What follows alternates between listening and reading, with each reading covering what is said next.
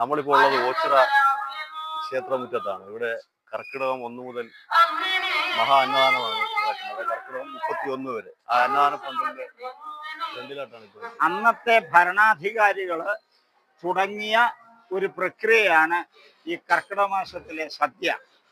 അന്ന് ഏതാണ്ട് ഒരു 50 കിലോ അരി ആയിരുന്നു അന്ന് വെച്ചിരുന്നത്.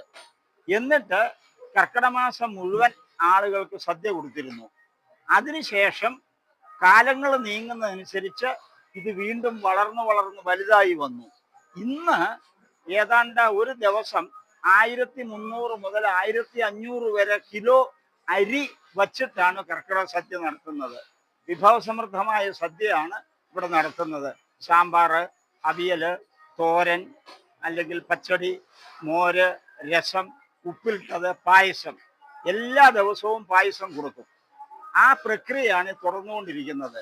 നല്ല ഫ്രഷ് ആയിട്ടുള്ള പച്ചക്കറി വാങ്ങിയിട്ട് ഒരു മുരളിപ്പിള്ള എന്ന് പറയുന്ന ഒരാള് അന്ന് 50 കിലോ അരി വെച്ച കാലം മുതൽ ഇന്നോളം ദിവസവും ഈ സദ്യ നടത്തുന്നത് അങ്ങേരുടെ നേതൃത്വത്തിലുള്ള ടീമാണ് പാചകം ചെയ്യുന്നതും വിളമ്പുന്നതും അതിൻ്റെ കാര്യങ്ങളെല്ലാം നോക്കുന്നതും.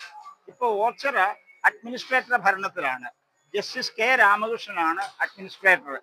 അതുകൂടാതെ Shri Mohanachandran retired district judge, പിന്നെ എൻ്റെ കൂടെ നിൽക്കുന്ന അഡ്വക്കേറ്റ് രമണൻ പിള്ള, ഇവരെല്ലാം ഇതിൻ്റെ ബോർഡിലുള്ളതാണ്. ഞാനും അതിൻ്റെ കാര്യങ്ങളെല്ലാം നോക്കുന്നു.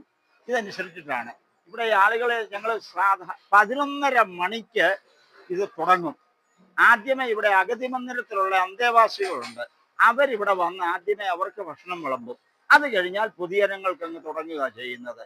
11:30 തുടങ്ങുന്നത് കൊണ്ട് ക്യൂ ഏതാണ്ട് ഒരു 2-2:30 ആകുമ്പോഴത്തേക്ക് ക്യൂ ഏതാണ്ട് തീരുന്ന മട്ടാകും.